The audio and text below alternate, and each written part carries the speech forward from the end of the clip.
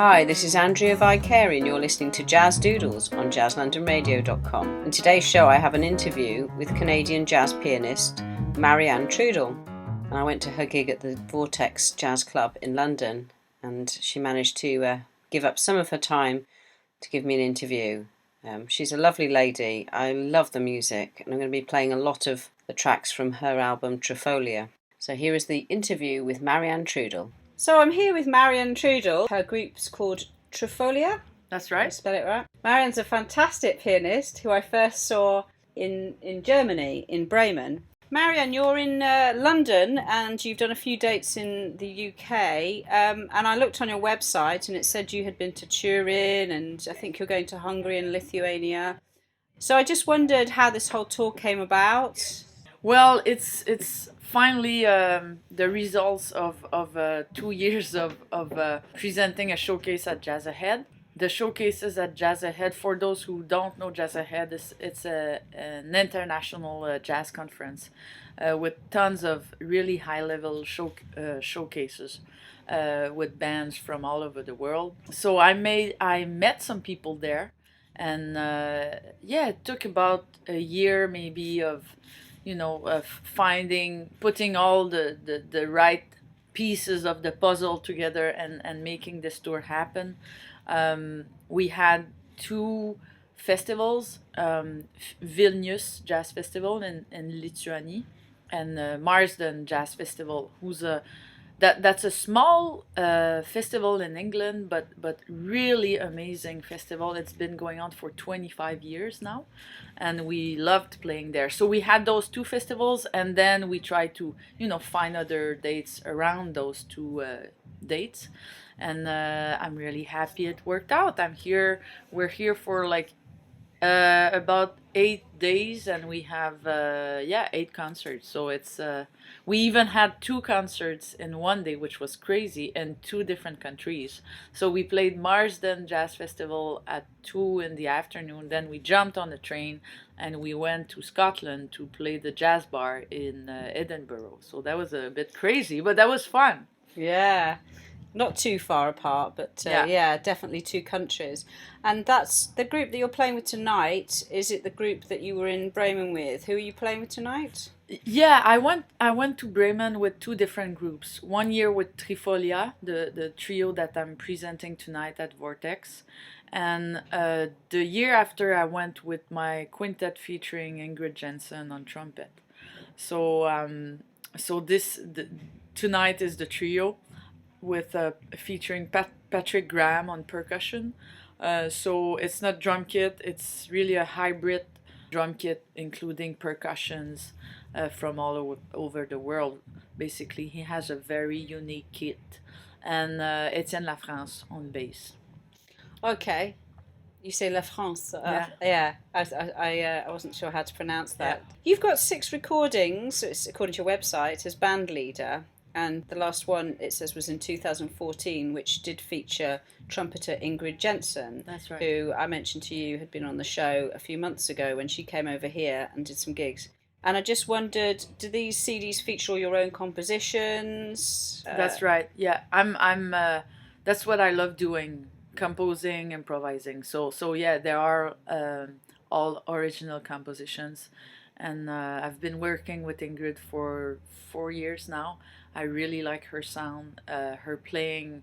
It suits my music. It works perfectly. She's so good, isn't she? Oh, she's amazing. Yeah, I love that. She sort of tells this little story I saw at Ronnie Scott's about how it's not that hard an instrument. She makes it sound so easy. Yeah, exactly. I think I want to play the trumpet after hearing that.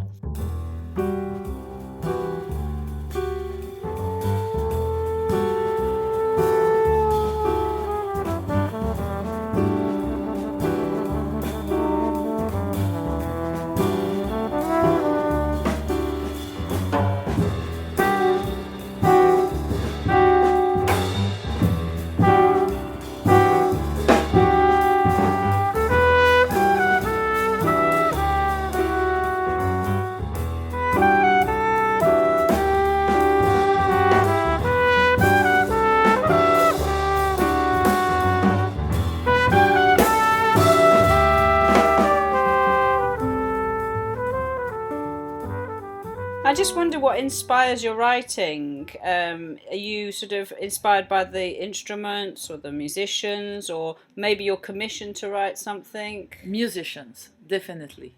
I'm inspired by the sound of somebody, the personality, the colors. I'm really really inspired by the musicians. In fact, I can't really start writing until I know who's gonna be in the band. You know, I that's what I like doing. Yeah. Okay. And just moving on about your history, I saw that you studied jazz at McGill University. Where is McGill University? In Montreal, in Okay, Quebec. Yeah, okay. And you have a master's in ethnomusicology. that's right. And so I noticed that you did some work in chanson française, Right. that genre, and some world traditional music. And I wondered if you had an interest in these kinds of music as well as jazz, and whether that inspired you to study ethnomusicology, or was it through studying ethnomusicology that you developed these interests and became involved in these projects? Well, it's a bit of both. I mean, I've always been really curious about many styles of music. I've always considered music as one big inclusive thing, and I grew up listening to classical music a lot. I played classical music for 20 years, and then I changed. I went into jazz, but all this for me is just part of the same thing, you know, really. So of So it's course, just they're just labelled different genres. exactly, yeah, it's different labels, but really, I mean, I'm interested in music that goes beyond those categories and labels, because we it's mostly, I think it's mostly for, you know, marketing and all that, and to put people in a box, but I don't like boxes, so I prefer to see it as a much more open.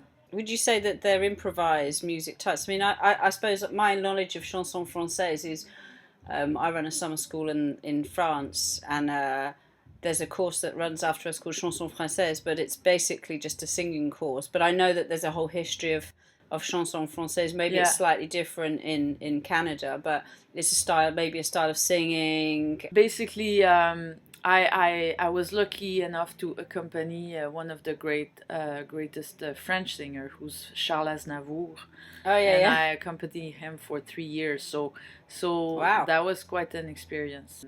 And I also played a bit of tango with some musicians, Argentinian musicians from that were living in Paris. And I love Brazilian music, so you know, it's so chanson française. I mean, maybe you got that from my website or something, but I was more referring to my experience with Charles Aznavour. Okay.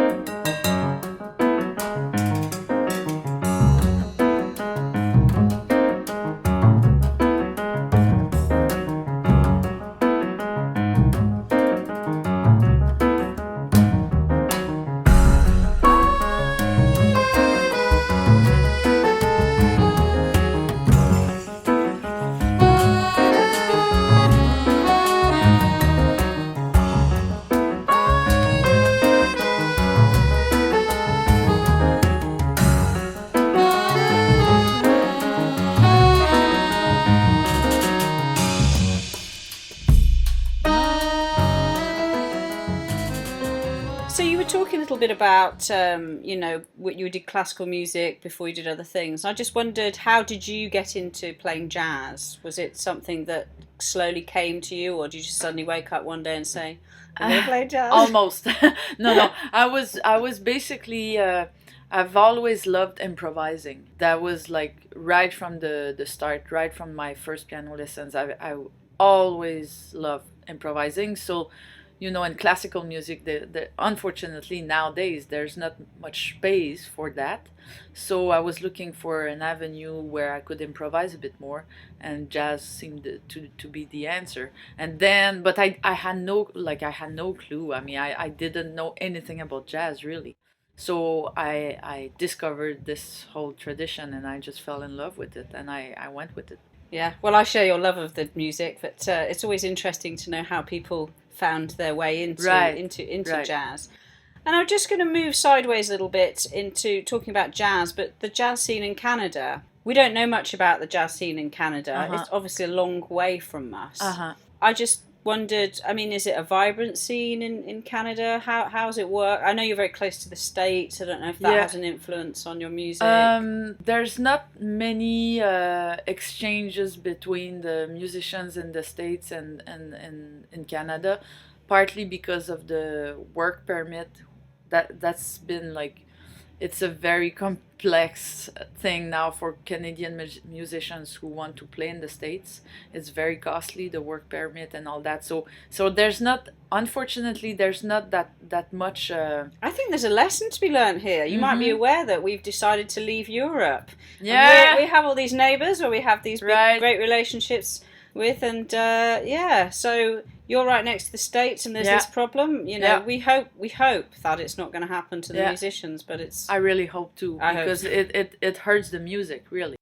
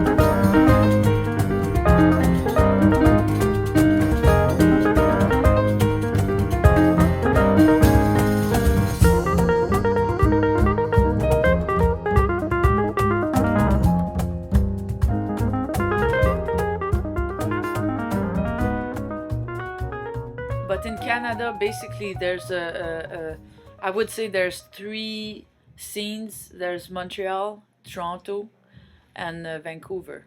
So Montreal, they're really, I mean, I find it's a really rich city in terms of music. There's tons of great musicians. Unfortunately, like everywhere else, there's not enough places to play, not enough venues. But there are three, I would say three jazz clubs that are really happening with, 7 days a week, music 7 days a week. And Toronto is quite happening too.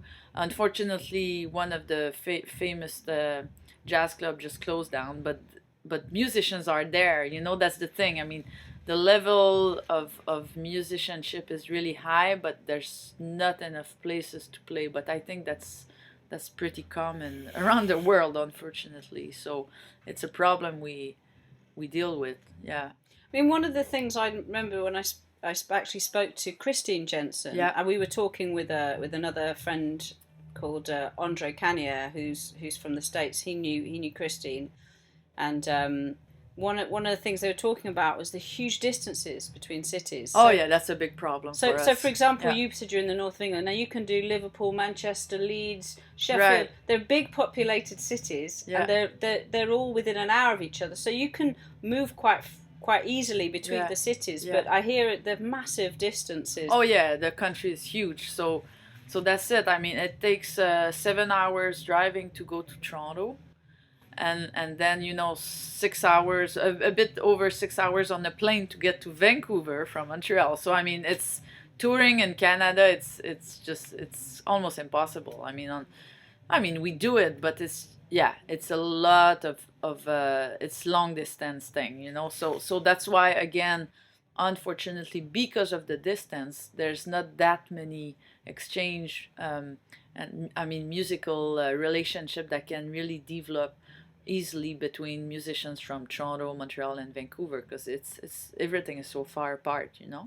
Well, I don't. I suppose we're pretty lucky here with Yeah. having so many towns close together, and Europe within an hour's plane ride. A lot of big cities very Exactly. close. Oh no, not not at home. It's different. Different thing. And I just wondered, do women feature strongly on the scene? I mean, I have only met a few Canadian musicians. I've just met you, obviously, today. I had met Christine Jensen, although she probably won't remember me because it was one of those, you know what Bremen's like, and everyone comes and says hello. And obviously I met her sister when I interviewed Ingrid. That's the only Canadians I think I've met. So I mean, are there lots more like you, or have I met all the women that are like... You met most of them. Okay. Yeah. Honestly, no, unfortunately, not that many women in jazz. Well, you're doing really well because you're getting out of Canada and getting your name around. I think that's a really positive thing. Yeah.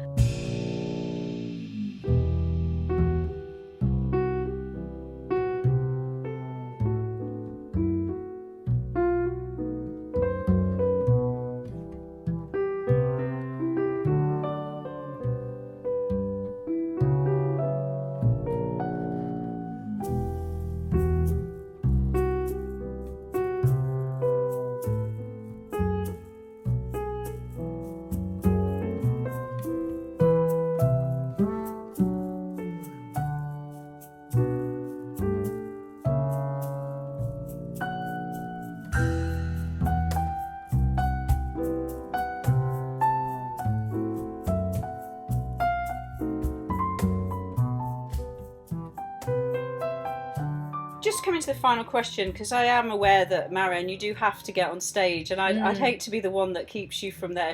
She still hasn't finished her dinner yet, which she's so accommodating. I just wonder what the future holds for you. What are you hoping will happen in the next maybe 5 years? Well, this is my first European tour, and I'd love to be able to tour maybe once a year, and in Europe. I love meeting new people. I love playing in new places. So that could be fun. That could be something I would like to work on. I know it's very challenging. Again, in terms of costs, just in traveling expenses and all that. And the rate exchange is killing us right now. Canadian dollar is well, the pound's going down as well, so hang around long enough and you should be all right. Right. But I'd love to do that, and then I always have 2-3 projects in mind at the same time. I'd love to make a new record with Trifolia, that's for sure, and I'm also thinking about a duet record with Ingrid. We've been playing a few duet concerts and it went really well, so maybe that's going to happen too. Fantastic. Well, I look forward to hearing that if you come to the UK. Well, thank you very much, Marianne.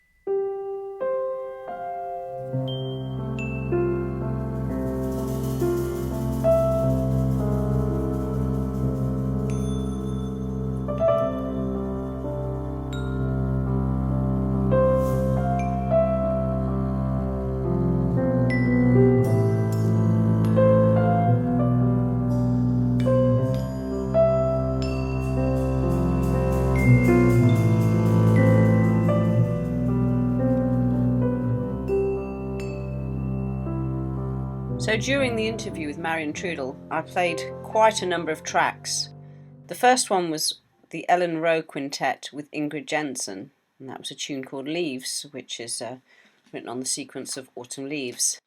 And then you heard several tracks from Marianne's album Trifolia. So the first one was Le Refuge, the next one was Trois Soleils, and then Nagual, and then La Nuit, Les Lucioles, which is the night, the fireflies. And that was a fantastic interview, and the gig was just incredible. And she recorded the album and played the gig with these other musicians, Etienne Lefranc on double bass and Patrick Graham on percussion. So thank you, Marianne, for your beautiful music and your interview. You've been listening to Andrea Vicari on Jazz London Radio, and this was Jazz Doodles.